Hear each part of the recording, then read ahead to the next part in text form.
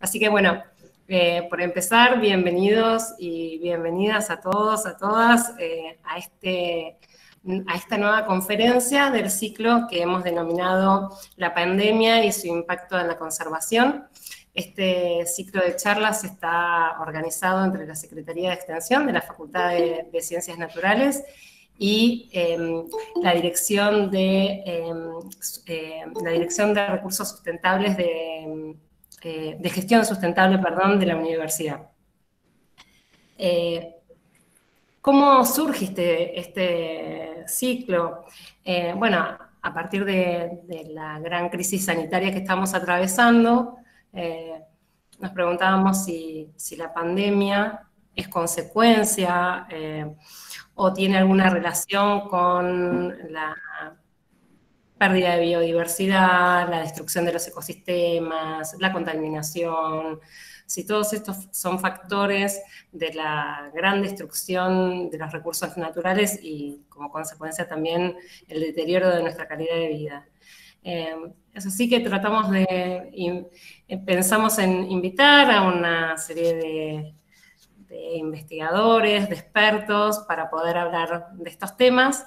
Así que voy a darle uso de la palabra a Marisa y a Federico para que podamos dar inicio y agradecer, Federico Cacolidis, agradecer la presencia hoy. Así que...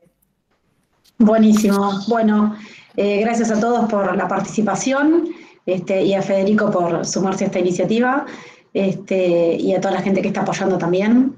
Gracias, Jorge, Jorge le pregunté, me pasó el dato de Federico, me propuso que Federico haga la presentación esta sobre anfibios, así que te agradezco el contacto, aunque yo lo conocía.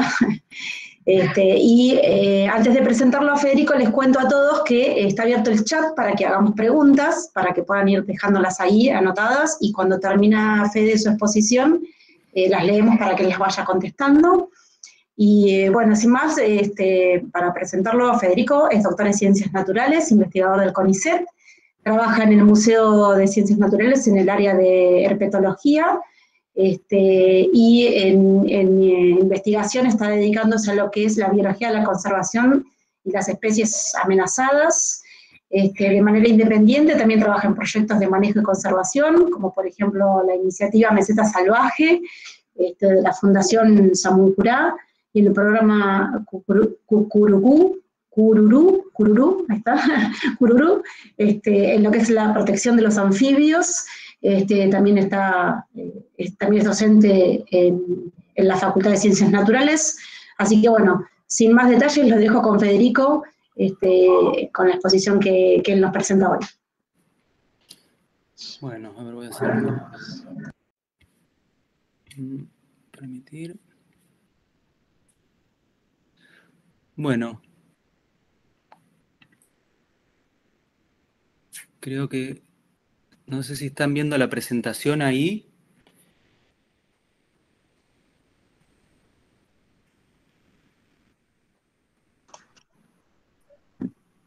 Ahí se ve perfecto, Fede. Genial, bueno, ante todo, muchas gracias a todos, bueno, a Jorge por recomendarme, por supuesto. Con Jorge es el director de la sección de herpetología, donde desarrollamos todos estos proyectos. Y una mínima aclaración que ahora la voy a desarrollar más adelante. El programa Cururú en realidad es un programa que está dentro de la facultad, no es algo independiente. Así que bueno, gracias a todos por participar además y por darme la oportunidad de compartir un poco de esto que quiero aclarar de antemano. Nosotros trabajamos en conservación de anfibios y los temas que vamos a ver hoy tienen que ver con una epidemia muy grande que está afectando a las poblaciones de anfibios. No somos precisamente expertos que nos dedicamos 100% a esta temática, pero bueno, por el hecho de haber trabajado con anfibios, la tenemos que abordar de alguna manera. Y en la presentación, bueno, vamos a hablar un poco de una epidemia que nosotros hoy día estamos enfrentando, la epidemia del COVID, y ya estamos de alguna manera acostumbrándonos a lo que significa enfrentar una pandemia. En el caso de los anfibios, eso viene pasando hace décadas con otra enfermedad que ahora van a conocer, los que no la conocen. Así que bueno, les voy a comentar un poco a nivel global qué es lo que está ocurriendo con las poblaciones de anfibios, para ir después un poquito más a la situación de lo que está pasando en Argentina, y después vamos a hablar ya directamente de los proyectos en los cuales estamos trabajando y cómo de alguna manera esta epidemia, las dos en realidad, la epidemia que de alguna manera viene afectando a los anfibios hace muchos años, eso en combinación con esta pandemia COVID y cuarentena, de qué manera nos afectó a nosotros en nuestro trabajo.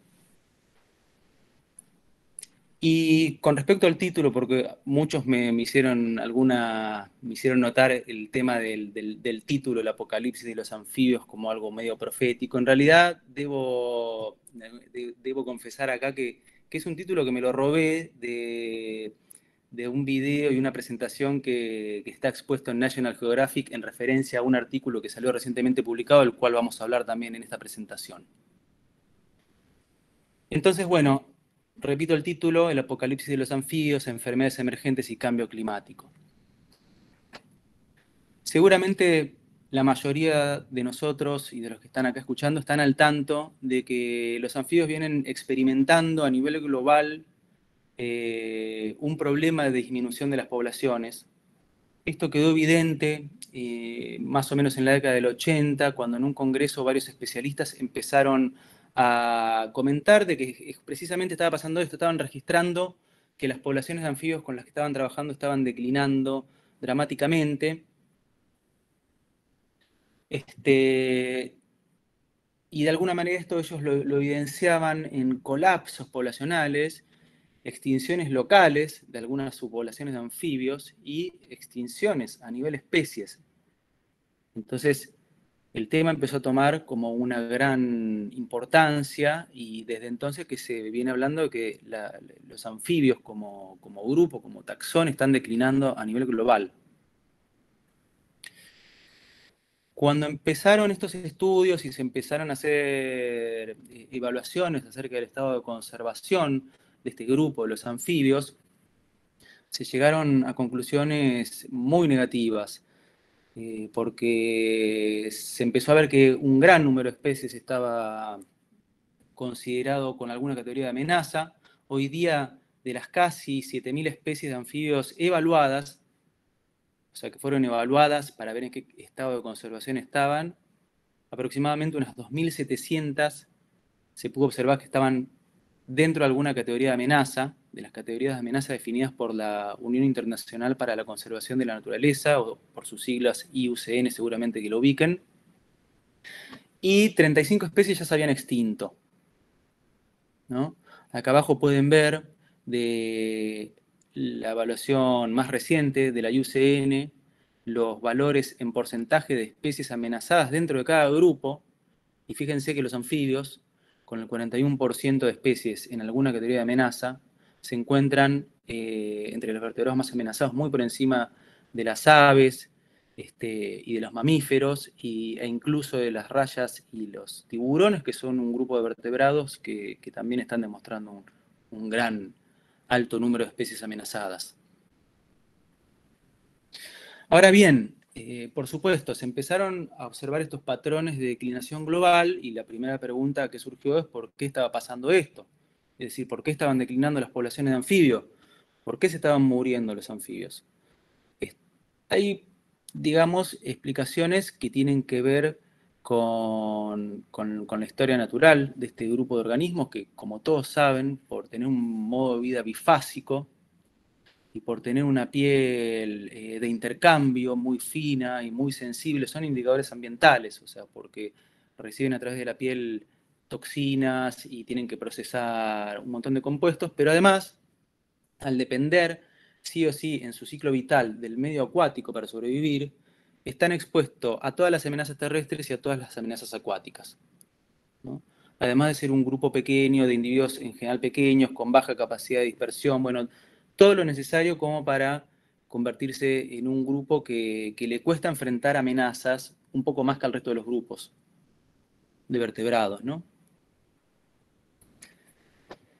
Pero más allá de la situación propia de estos organismos, por supuesto, Estas situaciones propias son las que vienen llevando hace siglos y ¿qué pasa? Recién ahora está ocurriendo esto de estas declinaciones importantes. Y eso se debe, por supuesto, tiene que ver con nosotros, con la presencia del ser humano en el ambiente y con todas las amenazas asociadas y el desarrollo antrópico, todo lo que estamos de alguna manera generando. Todas esas amenazas, por supuesto, afectan a toda la biodiversidad en su conjunto.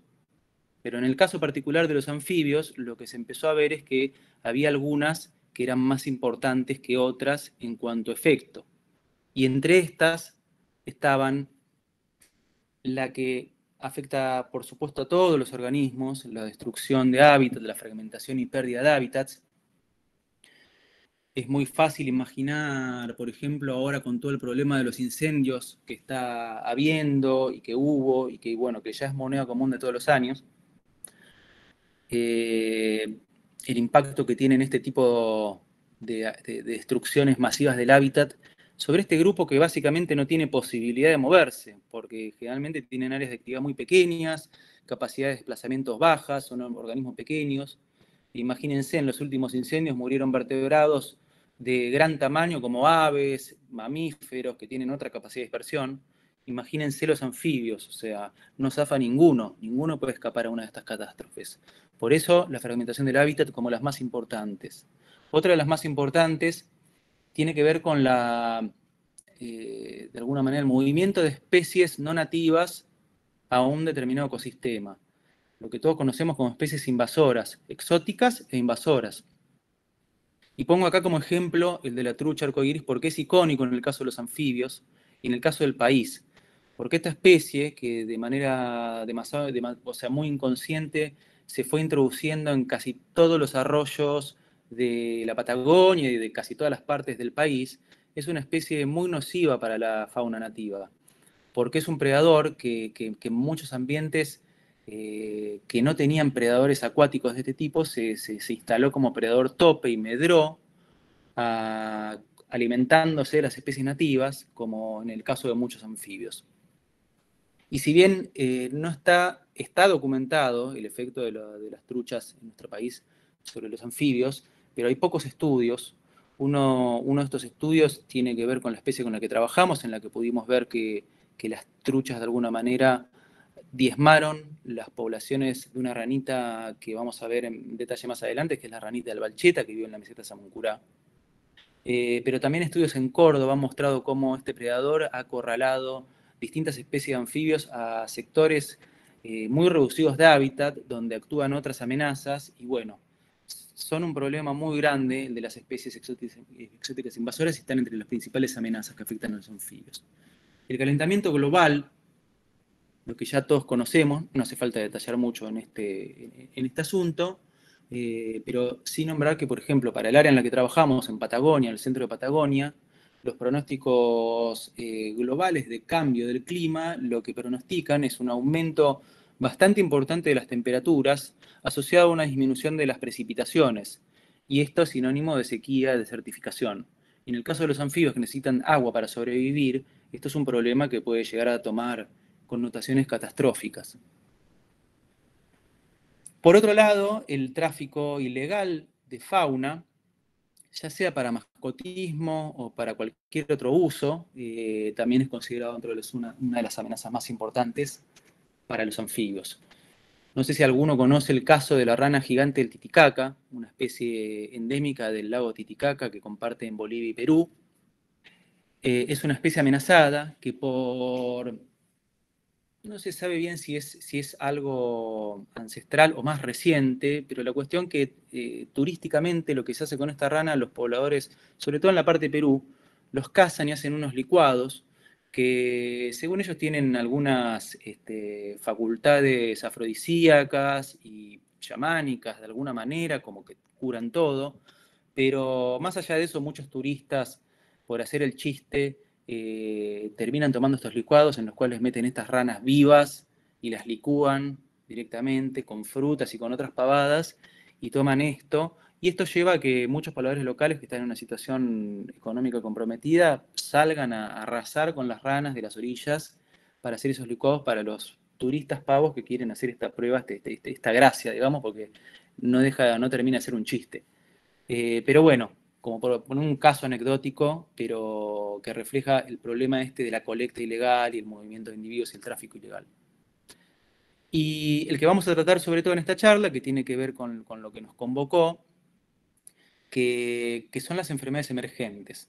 Las enfermedades emergentes que están asociadas, en el caso de los anfibios, a otros factores, que ahora los vamos a charlar más en detalle, pero particularmente vamos a hablar del hongo quitridio. El hongo quitridio, que es un hongo que es de origen sudafricano y que por cuestiones que tienen que ver con el tráfico de fauna o con la globalización en sí, con el movimiento de especies entre regiones, de alguna manera logró esparcirse por todo el mundo y empezó a atacar especies de anfibios que no estaban adaptadas a esta infección, ¿no?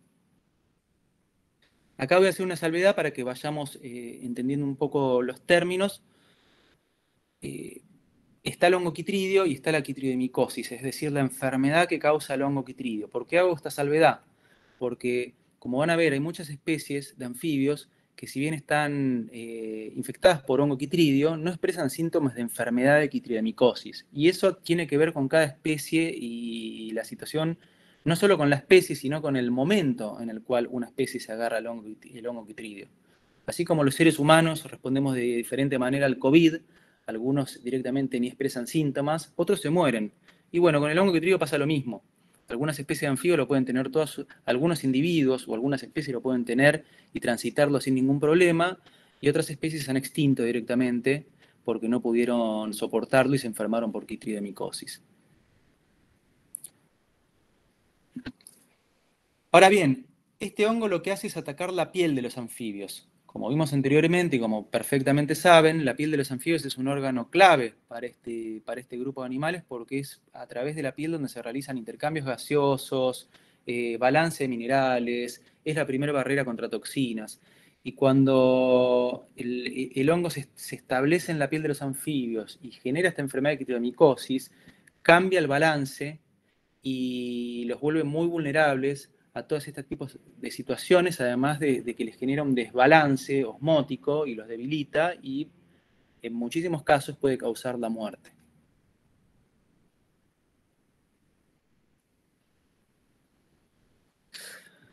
Con toda esta información, de alguna manera, los estudiosos del quitridio y muchísimos especialistas llegaron a la conclusión de que el hongo quitridio es una de las especies invasoras conocidas más destructivas del planeta. Y digo especies invasoras porque, si bien yo estaba hablando de enfermedades emergentes, se trata justamente de un hongo, una especie que fue de alguna manera movilizada de su rango nativo a otras regiones y se estableció ahí atacando a las poblaciones locales de anfibios, con lo cual tiene, digamos, doble denominación. Como especie invasora, el quitridio es una especie invasora y además es una enfermedad emergente porque se cree que está asociada también a cuestiones que tienen que ver con el cambio global, el cambio climático. Ahora, ¿a cuántas especies de anfibios afecta el quitridio? Podemos decir que a muchas. En este gráfico que pueden ver acá con barras, lo que ven en el eje de las Y es número de especies de anfibios, y en el eje de las X ven distintas especies invasoras y el número de especies de anfibios que afectan estas especies invasoras. Y tenemos gatos, roedores, perros, chanchos, y fíjense que el quitridio se establece como la especie invasora que más especies de anfibios afecta. Con todo esto podemos afirmar hoy que el quitridio es la especie invasora o la enfermedad emergente que afecta más especies que ninguna otra enfermedad conocida por la ciencia. Si piensan, por ejemplo, en el COVID, a cuántas especies de mamíferos afecta, y bueno, estamos, no sé si llegamos a la decena, la verdad debería buscar, pero bueno, los murciélagos, a los seres humanos y algunas especies más, en los gatos creo que también está. Son unas pocas especies que se ven afectadas por este virus, pero en el caso de quitridio estamos hablando que en el 2007 había al menos 202 especies que estaban amenazadas por el quitridio. O sea, esto no significa que hay 202 especies que tienen quitridio. Hay muchas más, Lo que pasa es que de esas, del total de especies que hay al menos 202 que están realmente declinando a causa específicamente de esta enfermedad. En el 2007, en el último estudio, en 2019, se pudo ver que ese número había ascendido a más del doble. Hoy tenemos por lo menos 501 especies que están amenazadas por Chytridium. ¿Y por qué debería preocuparnos esto? Por supuesto porque está ampliamente distribuido. El Chytridium hoy está presente en más de 60 países. Pero entre las regiones más afectadas están, además de Australia y Centroamérica, Sudamérica. Este es el trabajito, el estudio científico que fue publicado recientemente en la revista Science, del cual les hablaba al principio de la presentación, en el cual los autores hacen como un resumen, son muchos autores, todos especialistas en Chytridium, y hacen un buen resumen de la situación del Chytridium, de lo que viene pasando y de lo que va a pasar.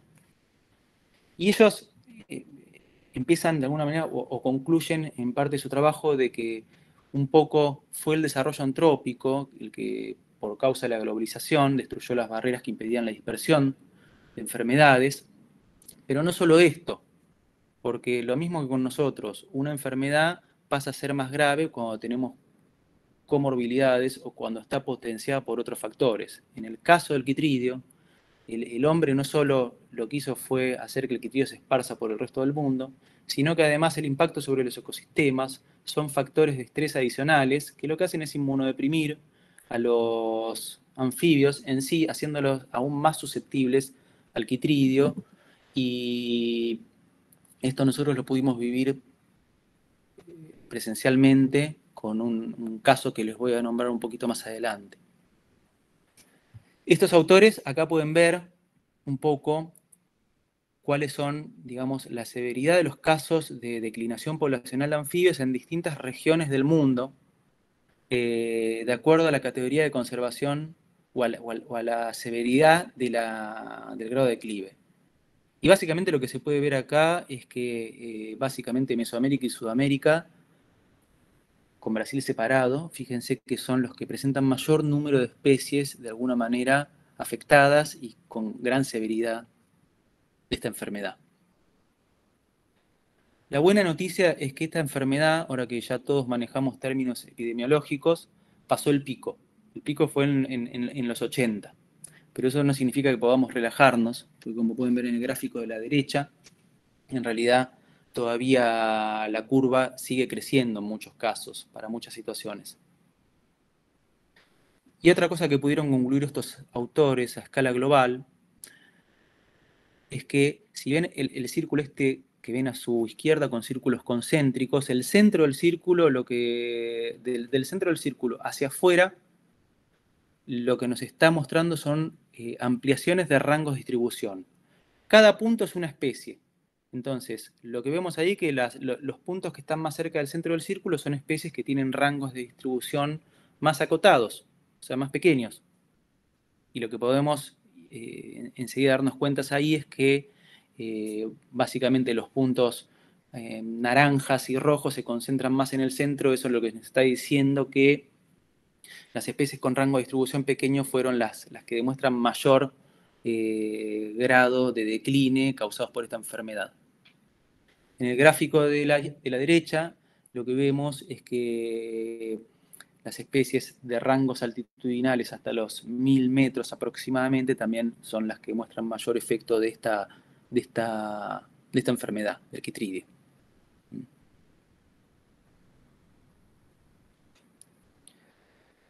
¿Qué está pasando en Argentina? Bueno, como veían en los mapas anteriores, Sudamérica, y eso por supuesto incluida Argentina, están entre los países más afectados. Yo acá tengo que nombrar dos trabajos de nuestra facultad muy importantes que de alguna manera son referencia en el contexto nacional para lo que sabemos hoy día sobre Chytridium. Uno es de la doctora Romina Girardi, estudio de Chytridiomycosis por Batrachochytrium dendrobatidis, siempre es como un trabalenguas el nombre, siempre se me traba, en anfibios anuros del litoral Cuyo y Patagonia Argentina. Es una tesis del año 2012, del año 2011, y un año más tarde salió la de su colega, porque ellas trabajaron juntas en el Instituto Spegazzini, de nuestra universidad, de la doctora María Luz Arellano, es la otra tesis que se conoce como susceptibilidad y sensibilidad de algunas especies de anuros a la infección por el hongo Batrachochytrium dendrobatidis. En el primer estudio, fue el primer estudio a escala, digamos, nacional que nos ayudó a tener un pantallazo general de cómo estaba la situación del quitridio en nuestro país. Lo que ven ahí son los puntos rojos, son los sitios donde mostró la doctora Girardi, mientras que los puntos negros son puntos donde ella verificó presencia de quitridio positiva, ¿no? No estamos hablando, acá estamos hablando solamente de infección por quitridio, no de quitridiomicosis, ¿no? Pero bueno, lo interesante de esto es que nos ayudó a ver bueno, que el quitridio ya estaba ampliamente distribuido en el país, desde Santa Cruz hasta Jujuy y en Misiones también, ¿no? Ella analizó 43 especies, de las cuales aproximadamente un 30%, unas 12, presentaron quitridio.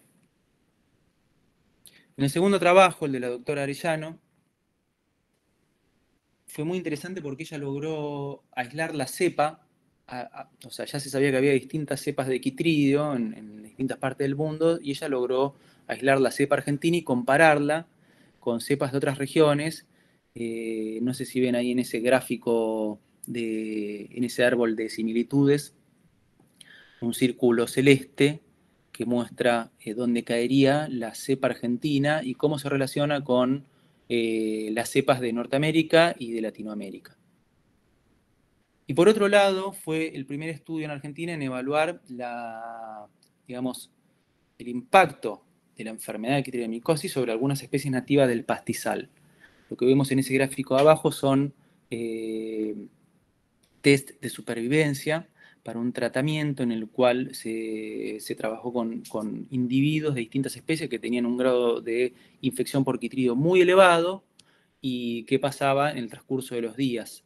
Y como pueden ver, la línea que es o roja o marrón, más bordó, digámosle, Synax squalirostris, una especie arborícola que seguramente muchos conocen, porque es común en los alrededores de La Plata y en La Plata misma, y en distintos lugares de la región pampeana.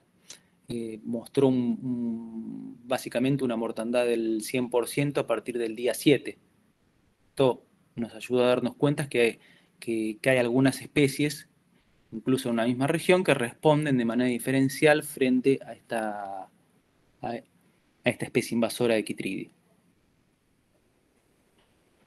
Bien, ahora les voy a contar un poquito más de cómo nos afectó, cómo nosotros nos pudimos ver cara a cara con la problemática del quitridio. Cuando nosotros, desde la sección de herpetología en el año 2012, dada esta situación, esta problemática global que estaba afectando a los anfibios, decidimos encarar un proyecto de conservación de algunas de las especies más amenazadas del país, y decidimos empezar por esta especie que están viendo acá en la foto, que es la ranita del Balchete, una especie endémica de la meseta de Samuncurá, del arroyo Balchete, la meseta de Samuncurá, y que nosotros consideramos que es una de las especies más amenazadas del país, si no la más amenazada del país. Esta especie está críticamente amenazada en la IUCN y por eso decidimos crear como una especie de iniciativa que dimos a conocer como Meseta Salvaje, y que si bien tuvo el objetivo, y tiene el objetivo porque seguimos trabajando, de conservar la biodiversidad en la meseta de Samuncurá, en su inicio pusimos especial énfasis en especies endémicas y amenazadas, y entre esas especies nuestro principal esfuerzo los dirigimos hacia la conservación de esta ranita, la ranita del Balcheta. El proyecto, digamos, tiene muchas partes, que algunos las conocen, pero yo me quiero centrar en las partes que tienen directamente que ver con el problema de las epidemias y el hongo quitridio. Por supuesto, cuando empezamos a trabajar con esta especie y conociendo la problemática global de los anfibios y el problema del quitridio, lo primero que hicimos fue ver qué pasaba en el área, porque no se sabía si las especies de anfibios que estaban en el área estaban afectadas por esta enfermedad o por este hongo, ¿no?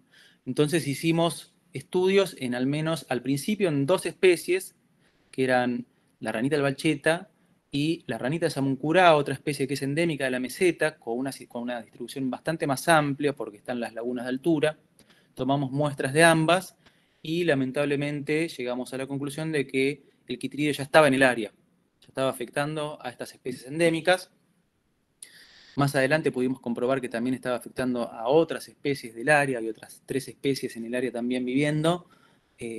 Todas estaban ya afectadas por quitrídeo en distintas concentraciones, en distintas intensidades.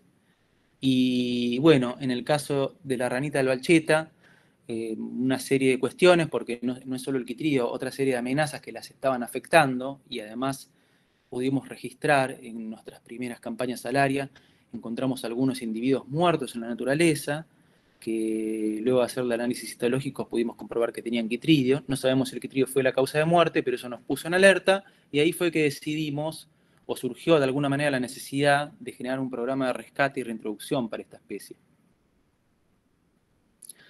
Así fue que, junto con Jorge Williams, en el año 2015, creamos el programa Cururú, y el programa Cururú, si bien involucra diferentes proyectos que tienen que ver con la conservación de anfibios autóctonos, una de las cosas, de las primeras acciones que llevó adelante este programa fue la creación del primer centro de rescate y cría ex situ de anfibios de Argentina, que se creó con el objetivo de llevar adelante el programa de rescate y reproducción ex situ de la ranita albalcheta, con el objetivo de posteriormente crear un programa de reintroducción para restablecer poblaciones en hábitats restaurados.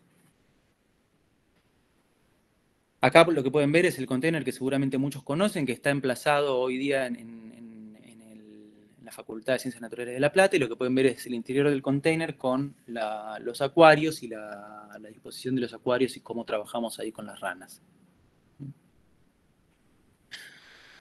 Una vez establecido ese centro de cría, lo primero que hicimos fue, por supuesto, empezar a determinar y establecer las condiciones de bioseguridad y el trabajo que teníamos que llevar adelante para darles un ambiente saludable y seguro a estas ranas. Y para eso nos basamos en toda la información que se fue generando desde 1980 hasta ahora. Surgieron muchas instituciones, como por ejemplo la Amphibian Survival Alliance o el Amphibian Arc, que hoy día son las dos, de alguna manera, ONGs más grandes que trabajan en conservación de anfibios. Y entre todos los documentos disponibles que generaban ellos, generaron protocolos de bioseguridad justamente para establecer este tipo de eventos de rescate y establecimiento de colonias ex situ. Generaron este árbol de toma de decisiones. Para el que no conoce un árbol de toma de decisiones, es simplemente, básicamente, un árbol que te va posicionando en las situaciones de tu programa de conservación o de tu programa ex situ, y vas eligiendo las opciones que se adecúan a tu situación, y en función de eso llegás a determinar cuál sería el tipo de nivel de bioseguridad que vos tendrías que aplicar. En nuestro caso, por ejemplo, lo primero que definimos fue el rol de la especie, que en este caso era de rescate y reintroducción. La función era para rescate y suplementación de la población natural. Después, si las facilidades estaban por dentro o fuera del país, varían los niveles de bioseguridad de acuerdo a si vos estás trabajando con un ex situ, criando una especie ex situ por fuera del país. Necesitas, por supuesto, mayor nivel de seguridad porque hay especies nativas que si trabajas dentro del país. En nuestro caso, como estábamos trabajando con una única especie, eso se entiende como una especie de cuarentena permanente porque está aislado de otras especies. Y en este caso lo que aplica es el Manual de Buenas Prácticas de Bioseguridad, que se basa básicamente en el sentido común y en controlar lo que entra y lo que sale del recinto y de cada acuario. O sea, evitar que entren cosas de afuera y evitar que cosas de adentro salgan afuera y afecten a otras especies de ahí. Y por supuesto trasladamos las ranas a este centro de cría ex situ, y lo primero que hicimos fue ver qué hacíamos con el quitrídeo, porque sabíamos que la especie tenía quitrídeo en estado silvestre. Pero bueno, como iban a estar en una situación de confinamiento, teníamos miedo de que en situación de confinamiento el quitrídeo que para todo esto, o sea, cuando llegamos a este punto, habíamos ya, de alguna manera, nos habíamos dado cuenta que en realidad el quitrídeo en estado silvestre no estaba generando problemas a nivel de la especie, no estaba matando individuos, no estábamos viendo cargas infecciosas elevadas, ni estábamos viendo enfermedad de quitridiomicosis a nivel en estado silvestre. Pero bueno, como las ranas iban a ir a acuarios, pensamos que capaz por principio precautorio, por cuestión de precaución, lo mejor era hacerlas pasar por un tratamiento, al menos para reducirle al mínimo el hongo quitridio, para establecer una colonia que estuviera lo más limpia de quitridio posible. Pero bueno, es muy poco lo que se sabe todavía sobre tratamientos de quitridio, porque imagínense, en el país básicamente no hay veterinarios que se dediquen a cuestiones que tienen que ver con anfibios, y en otros países son muy pocos, son básicamente quienes están llevando adelante programas de cría, nada más, pero no hay como una rama de formación en veterinarios de anfibios, ni hay medicamentos específicos para anfibios, ni nada por el estilo. Entonces, y como cada especie es diferente y muestra respuestas diferentes, en muchos casos a veces puede ser peor el remedio que la enfermedad. Es decir, un tratamiento que funcionó para una determinada especie, a otra especie la puede afectar y la puede matar. Entonces, nosotros estábamos ahí pesando en la balanza a ver qué tratamiento aplicamos y decidimos aplicar un tratamiento que en ese entonces había funcionado con otras especies y que parecía ser uno de los más suaves en términos de que lo toleraban bien los individuos. Le aplicamos este tratamiento a los adultos y, bueno, si bien vimos que la carga de quitridio bajó significativamente, los individuos seguían teniendo quitridio. Es decir, no funcionó al 100%. Esto fue publicado en un trabajo en conjunto con la doctora Arellano, que ya la nombré cuando hablaba de los precursores de los estudios de quitridio en el país. Y a partir de este estudio, de alguna manera, lo que hicimos fue empezar a evaluar qué hacíamos con el quitridio. Entonces, pasaron por el tratamiento, que es un tratamiento muy estresante, y quedaron con menos carga de quitridio. Dijimos, bueno, vamos a evaluar, a ver cómo sigue esa carga de quitridio en el tiempo y ver cómo la sobrellevan estando en cautiverio. Cuando después de 2 años las ranas mostraban que la carga no aumentaba y que estaban perfectamente y que las cargas en cautiverio eran las mismas que en campo, decidimos, bueno, el tratamiento a los adultos se lo podemos hacer cada algunos años, pero realmente lo están sobrellevando bien, y como lo tienen en estado silvestre y tienen las mismas concentraciones en cautiverio, no es algo preocupante, o sea, no estaban muriendo en el campo por esta enfermedad y no estaban muriendo en cautiverio tampoco. Lo asumimos como parte de algo que las ranas estaban llevando. Pero a la hora de reintroducir individuos, sí nos interesaba que individuos que iban a salir de estos reproductores que iban a quedar en confinamiento, hacerlos pasar por un tratamiento que permitiera asegurarnos a nosotros, de nuevo por precaución, llevar los individuos que vamos a reintroducir, los juveniles que nacieran en cautiverio, libres de quitridio. Y ahí probamos con otro tratamiento, que es más bien un protocolo y un programa de cuarentena previo a la reintroducción, que fue exitoso y que nos permitió saber que los individuos que se reintroducen están libres de quitridio. Ahora bien, estos individuos libres de quitridio, a la hora de reintroducirlos en el campo, están ingresando a un ambiente donde hay otras especies, e incluso individuos de la misma especie, que tienen quitridio. Entonces pasó lo que era obvio. Estos individuos libres de quitridio fueron, una vez que entraron, que fueron reintroducidos en el campo, se les hicieron a la semana, apenas pasó una semana, análisis de quitridio, y ya tenían el quitridio, porque el quitridio está a nivel ambiental. Pero pudimos seguir esta población reintroducida, incluso se estableció en el ambiente, y a pesar de que tenían quitridio, asumieron las cargas que tenían los individuos silvestres y no vimos efectos de mortandad ni nada por el estilo. Así que bueno, teníamos con todo esto ya una estrategia que funcionaba. Teníamos ranas en el laboratorio con un grado controlado de quitridio, reproductores. Individuos juveniles a los cuales con el tratamiento el protocolo que establecimos los limpiamos de quitridio, llegan a la naturaleza limpios y se vuelven a agarrar quitridio en la naturaleza, pero de nuevo alcanzan un nivel de estabilidad que les permite sobrevivir con esa carga. Pero en el año 2020 así como la cuarentena nos agarró y nos descolocó absolutamente todos los planes y todo lo que teníamos proyectado, lo mismo nos pasó con las ranas. ¿Qué pasó en el año 2020? El año 2020 fue un año, fines del 2019 fue un año muy bueno en cuanto a productividad del laboratorio de cría, porque las reproductoras pusieron muchos huevos. Y esos huevos pasan un tiempo en el laboratorio hasta que metamorfosean, y una vez que metamorfosean, nosotros pasamos a la etapa de liberación muy prontamente, en el plazo de 15 días, 20 días después de que metamorfosean los individuos, los liberamos en el campo. Esta es la manera que nos funciona. Este año nos agarró la cuarentena y todos esos individuos quedaron confinados adentro del laboratorio de cría ex situ y no los pudimos liberar. Y eso aumentó, digamos, el laboratorio, como ven, es un container laboratorio que tiene una capacidad de carga de más o menos 60 adultos, 40 adultos, entre 40 y 60 adultos, y los juveniles están de paso, porque los vamos liberando a medida que van metamorfoseando. Como este año no pudimos metamorfosear, se empezaron a acumular muchos individuos. Y eso llevó a un problema de hacinamiento, no de los adultos reproductores que tienen sus propios acuarios, sino de los juveniles.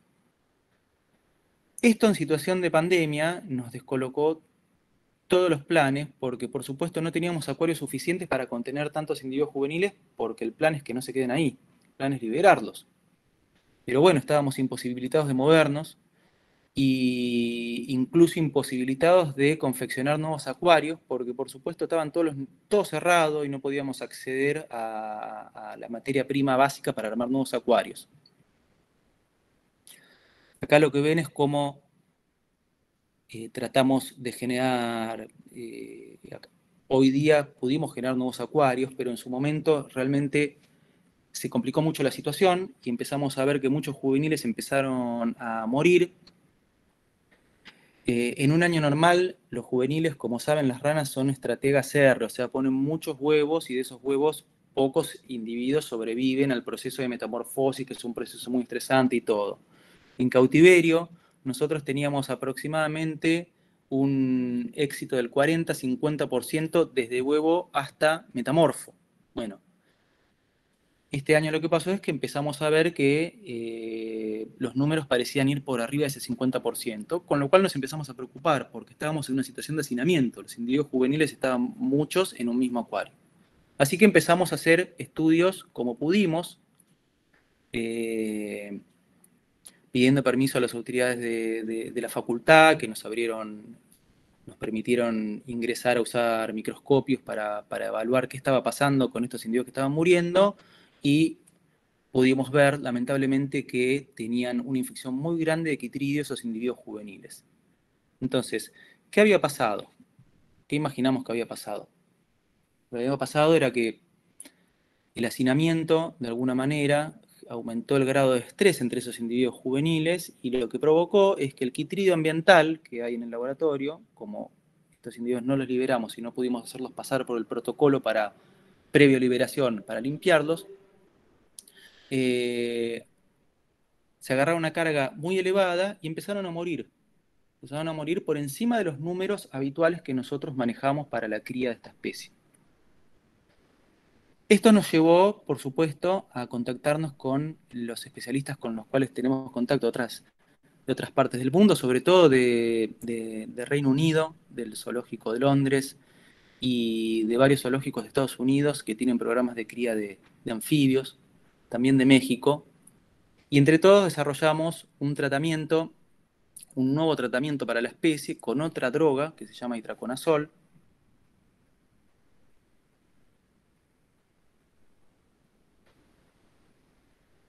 Y con esta droga empezamos a hacer tratamiento de los individuos juveniles que todavía no habían fallecido, y por supuesto hicimos pasar por este tratamiento a todos los adultos. Entonces, en esta catástrofe, ¿alguna buena noticia? Bueno, lo importante de todo esto es que los adultos reproductores, en los estudios que venimos haciendo, no se vieron afectados, y esto seguramente tiene que ver con que ellos no pasaron por hacinamiento porque ellos tienen sus propios acuarios que están de alguna manera controlados a un número máximo de individuos que tiene que ver con los requisitos que tienen en estado silvestre. Pero los juveniles, por supuesto, tuvieron un deceso muchísimo mayor a lo esperado para un año normal. Pero lo interesante es que con este nuevo tratamiento y este protocolo que desarrollamos, logramos finalmente asegurarnos que los individuos se limpian completamente de quitridio. O sea, esos individuos que pasaron por el tratamiento y los adultos que tenían una carga base de quitridio y que pasaron por el tratamiento, hoy están totalmente libres de quitridio. Así que esto es muy interesante por dos cosas. Por un lado, porque nos permite a nosotros, de alguna manera, mejorar las condiciones de bioseguridad y los tratamientos del laboratorio, así como los protocolos de reintroducción, porque es un tratamiento incluso más eficaz que el que habíamos desarrollado previamente. Pero por otro lado nos pone la alerta con respecto a qué. Con respecto a que lo que pudimos ver en esta situación que nos agarró producto de la pandemia y la cuarentena, más sumado a la epidemia de quitridio que está afectando a los anfibios, nos permitió ver que incluso especies que sobrellevan esta enfermedad de manera natural en estado silvestre, si se ven sometidos a una situación de alto estrés, la pueden llevar a otro lugar y puede llegar a ser mortal. ¿En qué nos pone alerta esto? Y en que es una especie que ya tiene en estado silvestre quitridio y además tiene otras amenazas y que si esas otras amenazas se empiezan a intensificar, probablemente en sinergia con el quitridio, pueda llevar a una catástrofe. Con lo cual tenemos que estar mucho más atentos, no solo a las especies, a los individuos en cautiverio, sino a los individuos en campo y hacer más mediciones de esta enfermedad como para poder determinar cómo la van sobrellevando, a la par que vamos trabajando, como venimos trabajando hace muchos años, en reducir las amenazas para quitarles ese factor de estrés que en sinergia puede ser mortal. Así que por lo pronto, nuestra idea es seguir, por supuesto, con el programa de cría ex situ, con el programa de reintroducción, porque nuestro objetivo es lograr la viabilidad de las poblaciones silvestres de esta especie, y con esta nueva información, por supuesto, vamos a poder de alguna manera atender cuestiones de bioseguridad y cuestiones que tienen que ver con el efecto de estas enfermedades de manera mucho más eficiente. Pero además, y que nos parece muy importante, otra cosa que podemos hacer es seguir promoviendo proyectos de rescate y recuperación de especies. Pero no solo de rescate y recuperación ex situ, sino también acompañadas, haciendo hincapié en que todos los programas de cría para reintroducción estén acompañados de acciones pragmáticas y concretas a campo que permitan reducir el estrés ambiental producto de otras amenazas que actúan en sinergia con esta enfermedad. Y acá como un punteo digamos, de conclusiones con respecto a todo esto que venimos experimentando, que tienen que ver con la conservación de esta especie y que involucran esta epidemia, esta enfermedad. Una cosa que parece muy básica, que es reconocer que las especies se están extinguiendo, que parece muy básica, pero que cuesta muchísimo incorporar. A mí me cuesta mucho, muchas veces he dado charlas o conferencias, tanto formales o informales, y algunas personas piensan que soy un poco catastrofista, y tal vez lo soy, porque hablo de extinción. Y lo que no se entiende, o de alguna manera lo que cuesta incorporar, es que las especies se están extinguiendo hoy y eso no lo llegamos a medir en cuanto a su... No llegamos a medir el grado de problema que tenemos, porque de alguna manera lo llegamos a ver ese problema cuando pasamos a la etapa de extinción. O sea, hoy día vemos nos preocupamos por cualquier especie que se extinguió. Nadie es, de alguna manera, todos somos sensibles al problema de la extinción de especies cuando vemos que alguna especie se extinguió de la naturaleza. Pero nos cuesta mucho ver que hay especies que se están extinguiendo hoy día y que si no hacemos nada para cambiar eso, se van a terminar extinguiendo. Porque las evaluaciones de conservación, cuando una especie tiene un grado de amenaza, alguna categoría de amenaza, se la evaluó y se llegó a la conclusión de que está amenazada o críticamente amenazada o vulnerable, eso nos está indicando que si no se cambia absolutamente nada en la situación de esa especie, probablemente se extinga, porque está siguiendo ese camino. Y es muy difícil aceptar y reconocer que un montón de especies hoy día categorizadas con alguna categoría de amenaza se están extinguiendo. Y es cuestión de tiempo. Es muy difícil entender que tenemos que hacer algo para evitar que las especies se extingan, ¿no? Que las especies, si no hacemos nada, probablemente se extingan. Y por lo tanto, para evitarlo, hay que hacer algo. Y me pasa muchas veces, o nos pasa muchas veces, me imagino que a todos los que trabajamos en conservación, que a veces cuando planteamos un proyecto de conservación con determinadas acciones de manejo, es muy fácil para los organismos encargados de controlar o de emitir permisos, evaluar de alguna manera el impacto de estas acciones propuestas. O sea, los organismos que brindan permisos para hacer proyectos de conservación en general tienen técnicos que tienen muchísima capacidad para hacer una evaluación del impacto de las acciones de conservación, del impacto potencial de las acciones de conservación. Y esto está perfecto. Lo que pasa es que lo que queda fuera de la evaluación técnica esa es que nunca se mide cuál es el impacto o el costo de no hacer algo, ¿no? Porque yo puedo decir, bueno, no voy a avalar tal acción de conservación porque podría tener un impacto negativo sobre la especie. Y eso está perfecto evaluarlo. Pero me parece que no se está evaluando en general, o muchas veces no se evalúa, el impacto potencial que puede existir de no hacer.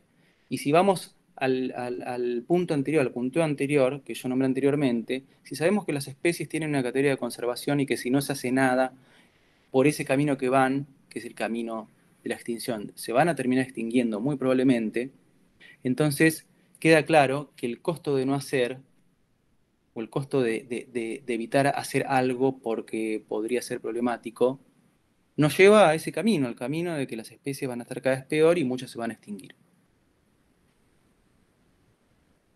Aceptar que estamos trabajando con especies que están en situaciones ya muy comprometidas y que las probabilidades de que algunas acciones fracasen son altas, ¿no? Y tenemos que asumir esa situación, esa responsabilidad y saber que la falta de conocimiento, porque en general siempre llegamos tarde, con las especies que se están extinguiendo, llegamos cuando ya se están extinguiendo, y recién ahí tratamos de conocerlas y ver qué está pasando, pero ya es un poco tarde. Entonces, todas las acciones de acción que podemos plantear se basan en cosas que no fueron probadas antes para esa especie en particular, y por lo tanto la posibilidad de fracaso es alta.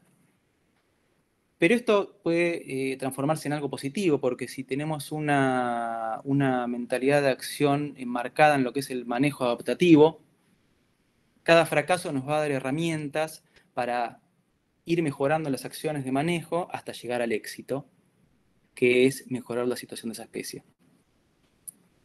Promover el compromiso de las autoridades ambientales, es decir, trabajar con las autoridades ambientales y de alguna manera demostrarles también a las autoridades ambientales. Por supuesto acá lo estoy diciendo de manera muy general y muchas autoridades ambientales lo tienen muy claro esto, pero hay muchas que no, pero por una cuestión de esto que nombraba antes, de que no evalúan los costos de no hacer. Las autoridades ambientales son las responsables últimas de lo que está pasando con las especies y con los hábitats y con los ecosistemas. Y muchas veces es como que no se asume esta responsabilidad. Una especie que se está extinguiendo, básicamente es una especie que si se extingue, se extinguió por cualquier otra cosa, y muchas veces es difícil para las autoridades ambientales, o demostrarle a las autoridades ambientales que en realidad los responsables de que no se extingan son ellos, y que nosotros estamos, de alguna manera, proponiendo opciones para evitar que eso pase. Pero si eso pasa, la responsabilidad última en realidad es de las autoridades ambientales. Y eso implica que es muy necesario que las autoridades ambientales se comprometan con la conservación y con las acciones de conservación. Pero por supuesto el problema de la conservación es muy amplio para que un actor solo lo lleve adelante, y por eso Todos tenemos que trabajar en conjunto y subirnos al barco de la conservación si queremos llegar a buen puerto, por supuesto. Trabajar en conjunto, los académicos, los gestores, las autoridades ambientales y los actores locales, porque son problemas extremadamente complejos para los cuales tenemos poca información. Entonces tenemos que trabajar todos juntos con una misma visión y con un mismo sentido. Y por último, esto es una cuestión que siempre me surge a mí porque trabajo mucho en conservación a nivel de especies. Y muchas veces surge la pregunta, en ámbitos sobre todo informales, ¿de qué sirve salvar a una ranita? ¿O de qué sirve salvar a una especie? Y yo siempre digo, no se trata simplemente de salvar una especie, lo que estamos tratando de hacer es de mejorar un poco el mundo en el que vivimos. Porque un proyecto de conservación, más allá del éxito o del fracaso en cuanto a que una especie se extinga o no, implica un montón de partes que tienen que ver con generación de conciencia a nivel de las poblaciones locales, a nivel de las autoridades ambientales, a nivel de un montón de actores. Y que todo eso, pase lo que pase, de alguna manera va a quedar. Y si nosotros logramos que de todo eso algo quede, en realidad estamos trascendiendo a esa especie. Estamos trabajando mucho más allá de esa especie, ¿no? Porque estamos tratando de hacer algo bueno por el mundo en cuanto a que queremos un ambiente mejor, que la gente que viva asociada a ese ambiente viva mejor, porque hay un link directo entre el bienestar de las poblaciones que viven en determinados ambientes naturales y la conservación de esos ambientes naturales. Si mejora uno, tiene que mejorar el otro, y si uno empeora, van a empeorar los dos, ¿no? Entonces todo esto hace que en realidad un proyecto de conservación de una especie particular sea algo muchísimo más amplio. Bueno, eso es todo lo que quería contar. No sé si alguno tiene alguna pregunta. No tengo, justo cambié la computadora y realmente no tengo, encuentro muchas cosas, pero en realidad en esta filmina a mí me interesaba poner los logos de todas las instituciones que participan en esto, que parece un proyecto producido. No, hay un montón de instituciones atrás de esto, y un montón de personas además. La verdad que si tuviera que agradecerles a todas una por una, capaz no entran en la filmina. Pero bueno, me parece importante destacar sobre todo la sección Herpetología, el Museo de la Plata, la Fundación Félix Azara, el CONICET, por supuesto, que financia las investigaciones de esta especie, todos los voluntarios y los técnicos y los biólogos con los cuales llevamos adelante este proyecto, y la Secretaría de Ambiente de Río Negro, que justamente en esto que les nombraba de la responsabilidad de las autoridades ambientales, se ha demostrado que justamente es una autoridad que realmente se la juegue, que realmente quiere hacer un cambio por la conservación de esta especie y otras especies con las que estamos trabajando ahí en la meseta Samuncurá, y nos brinda todo su apoyo, junto con los guardas ambientales y los pobladores locales también. Entre todos estamos tratando de construir esto. Así que bueno, pido disculpas porque no llegué a ponerlos a todos en la filmina, pero bueno, ya todos saben que esto es algo que es muy amplio y hay mucha gente ayudando. Buenísimo, que, bueno. Fede, muy interesante. Muy interesante, muy completa tu presentación, tu exposición. Para los que se sumaron un poco más tarde, si quieren ir haciendo alguna pregunta, la pueden hacer a través del chat. Ya están acercándote felicitaciones y agradecimientos por la exposición. Y mientras alguno se anima a hacer alguna pregunta, Fede, yo te quería preguntar algo. A mí me interesa mucho el tema de los humedales, estoy trabajando en eso, ¿no? Y los anfibios cumplen una función ecológica muy importante en todos los ecosistemas realmente, ¿no? Pero sobre todo en los humedales, en cuanto a la posición en la cadena trófica como controladores de insectos y también como presas de otros animales, ¿no es cierto? Esta presión o esta problemática que está afectando a los anfibios en cuanto a la extinción, ¿se está viendo algún efecto en cuanto a las poblaciones que ellos predan como insectos o a las que son predadores? ¿Hay alguno? Bueno, yo te hablo, por ejemplo, el tema del dengue, que es una de las enfermedades que nos está afectando, que tal vez no se vea tanto, pero yo creo que va a ser la próxima pandemia o una de las enfermedades graves que afecte a toda la humanidad, que cada vez se está desparramando más. Me parece que tiene mucho que ver con esto, vos sabrás más del tema, y tal vez en otras cuestiones, ¿no? De extinción de otras especies que son, que se alimentan de estos anfibios. Mira, te digo la verdad, a ver que tengo, no hay no hay muchos estudios al respecto, con respecto a justamente eso, qué pasa si sacás una especie de anfibio de un determinado ambiente, cómo se ve afectado el ecosistema en sí. Pero no he leído muchos estudios que midieran exactamente el efecto de lo que puede ocurrir en el tiempo si pasa esto, porque es un estudio muy difícil de hacer. Pero es una cuestión de sentido común, es lo que vos decís. Los anfibios son organismos que cumplen un rol muy preciso en tierra, en agua, aparte son puentes entre el agua y la tierra. O sea, predan en el agua, son predados en el agua, predan en la tierra, son predados en la tierra. Así que es de sentido común que en este mecanismo tan preciso que son los ecosistemas, si vos sacás una pieza, por pequeña que sea, el sistema va a colapsar en algún sentido o en otro. O sea, va a tener un efecto sobre nosotros, en definitiva, ¿no? Así que bueno, la verdad te doy esa respuesta a medias. Yo me la jugaría por decirte que va a haber un problema, va a haber un efecto cuando se empiecen a extinguir las especies de anfibios y que se va a poder medir en el ecosistema. Pero lo cierto es que todavía no tenemos muchos casos en Argentina, por lo menos medidos, de situaciones en las cuales una especie que estaba se haya extinguido de un determinado lugar y podamos medir qué pasó. Y por otro lado, es muy difícil también ese estudio, porque en general cuando se extingue una especie de anfibios, por ejemplo en el caso de la ranita del Balcheta, tenemos porciones del arroyo de determinados sectores donde poblaciones locales, subpoblaciones, se han extinto, han desaparecido de ahí. Lo que pasa es que se han extinto por una serie de amenazas, por ejemplo, que tienen que ver con la trucha, el ganado, con un montón de impactos sobre el ambiente. Entonces, es muy difícil saber qué pasó ahí en ese ambiente, porque lo que pasó ahí vos no sabés si es porque la especie esa ya no está más, o porque están las vacas ahí ahora en vez de las ranas, o porque vino la trucha. Es muy complejo para estudiar eso, pero sin duda que va a haber efectos y que va a haber problemas y que el ecosistema se va a ver afectado.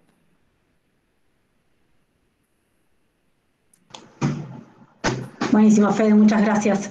Cecilia Morgan comenta, bueno, te felicita por la charla y comenta que va a compartir esta charla con estudiantes, estudiantes de la cátedra de ella o de biología en general, y pregunta si hay interesados, estudiantes interesados en esta temática, si pueden integrarse o acercarse de alguna manera al trabajo que están haciendo ustedes.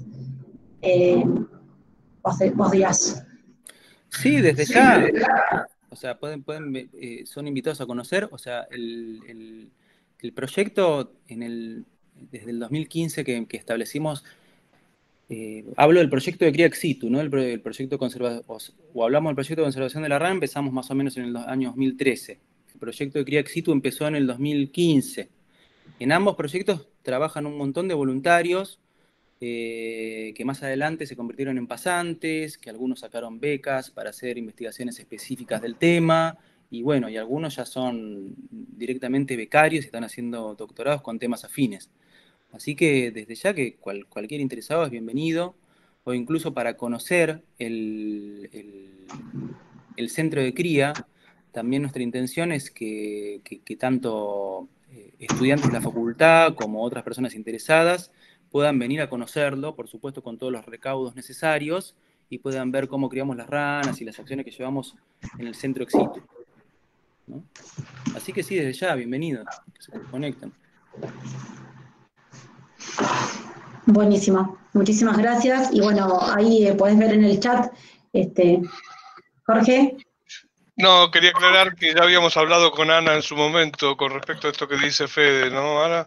Que a través de la Secretaría de Extensión, incluso no solamente para los chicos que están estudiando en la facultad o algún docente interesado, sino para gente de la comunidad, obviamente de una manera organizada y formando grupos, ¿no? Pero que sí, por supuesto, está a disposición.